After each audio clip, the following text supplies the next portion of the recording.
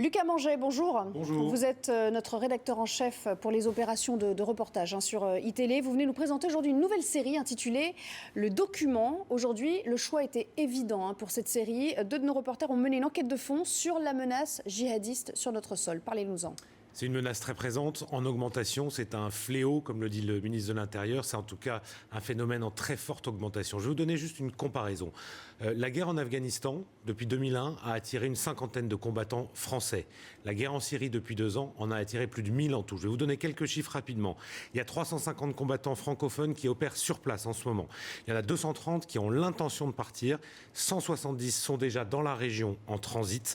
180 sont rentrés en France et 36 ont été tués sur place. Ce sont des chiffres extrêmement alarmants et c'est pour ça que Florence Lozach, Peggy Bruguière, avec Jean-Michel Decugis et Franck Trivio ont enquêté sur ce phénomène et comment est-ce que la France essaye de lutter en ce moment après avoir pris, ils le reconnaissent avec retard, la mesure de l'ampleur de ce fléau. Comment est-ce qu'on essaye de lutter, d'empêcher ces gens de partir et qu'est-ce qu'on en fait à leur retour? Mais surtout, Florence Lozach et Peggy Bruguière ont pu obtenir un témoignage très rare, bouleversant, celui du père de 2 frères qui sont partis, qui ont disparu une nuit à Nice pour partir en Syrie. C'est ce témoignage que vous allez entendre. Du jour au lendemain, ils vident leur chambre ou leur appartement et disparaissent en laissant derrière eux des familles qui n'ont rien vu venir. L'amour d'un enfant, c'est énorme. Ça peut tuer.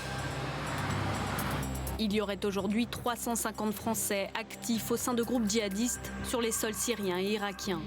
Aller en Syrie, c'est facile. En repartir, ça peut être extrêmement difficile, si ce n'est impossible.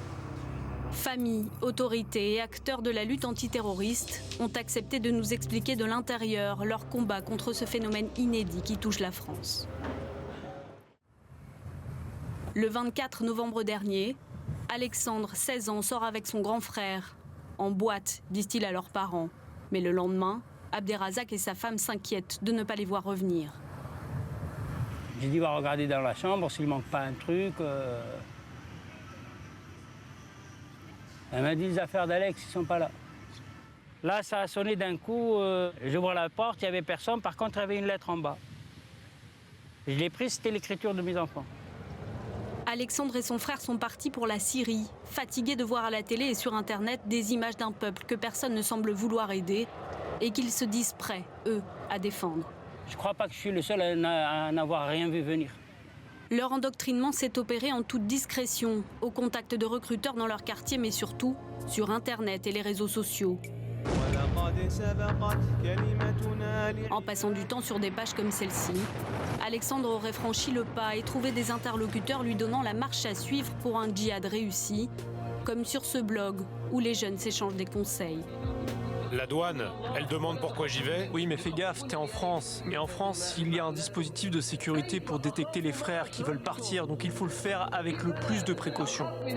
Pour quelqu'un qui veut ou qui hésite, c'est très facile de se mettre, d'aller en cherchant sur Internet, d'aller sur les sites qui sont en plus très accrocheurs.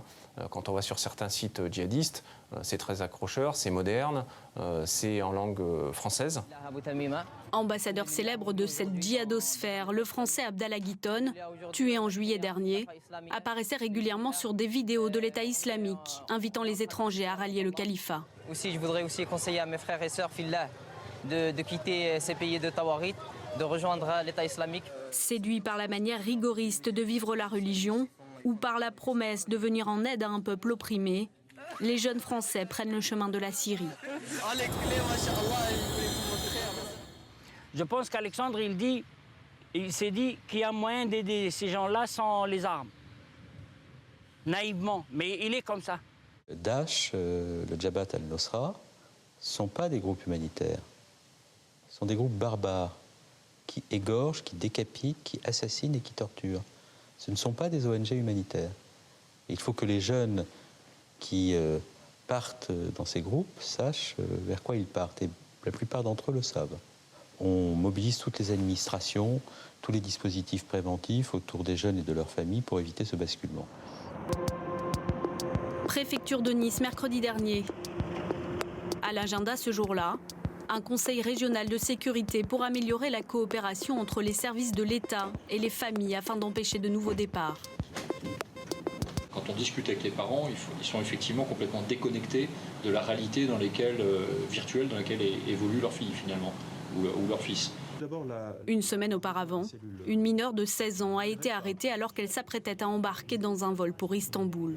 Nous n'imaginions pas, il y a quelques mois ou quelques années, que des jeunes filles sans histoire pourraient se retrouver à l'aéroport avec l'intention de se rendre en Turquie. En un an, le nombre de candidats au djihad a quasiment doublé. Pour tenter d'endiguer le fléau, un numéro vert pour les familles a été mis en place au printemps dernier, mais les départs restent en constante augmentation. Dans chaque aéroport, les policiers aux frontières ont reçu des instructions pour aiguiser leur regard et leur contrôle sur les jeunes sur le point de quitter le territoire.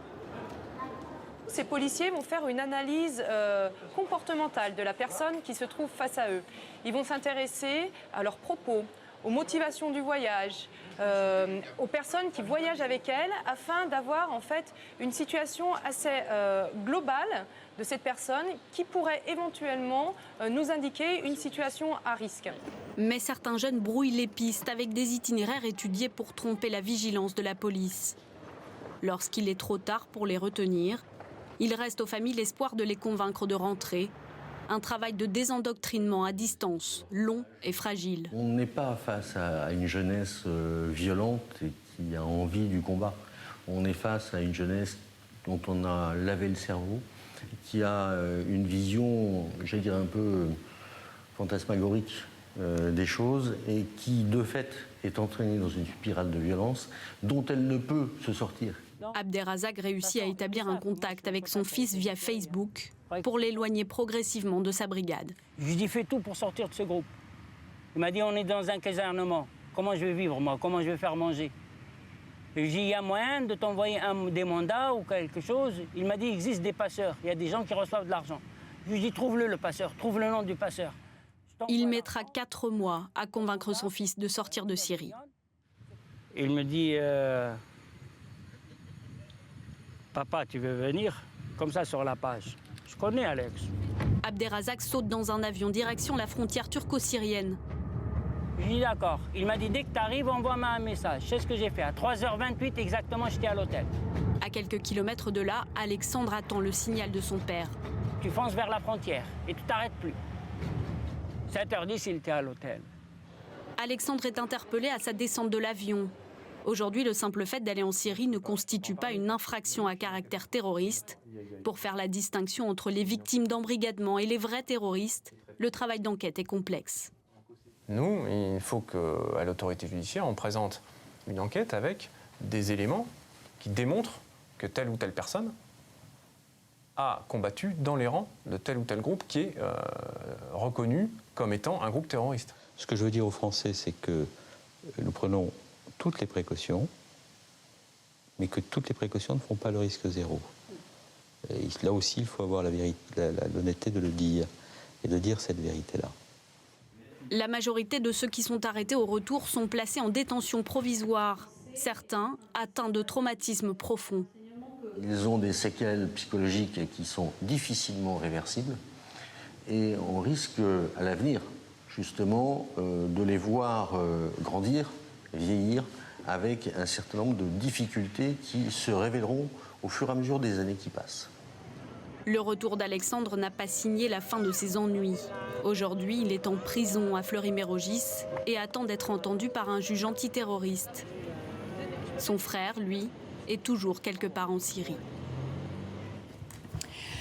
Voilà, notez que ce premier volet du document sera diffusé à nouveau en intégralité dans Tir croisé à compter de 18h chez Laurence Ferrari, ainsi que dans Galzi jusqu'à minuit à partir de 22h. Et Lucas Manger, il va falloir s'habituer, ce sera un rendez-vous régulier désormais. Il faut s'y habituer, en effet, ça va être un rendez-vous très régulier sur l'antenne d'ITélé à chaque fois que l'actualité l'exigera, de l'enquête, du reportage, de l'investigation, des documents.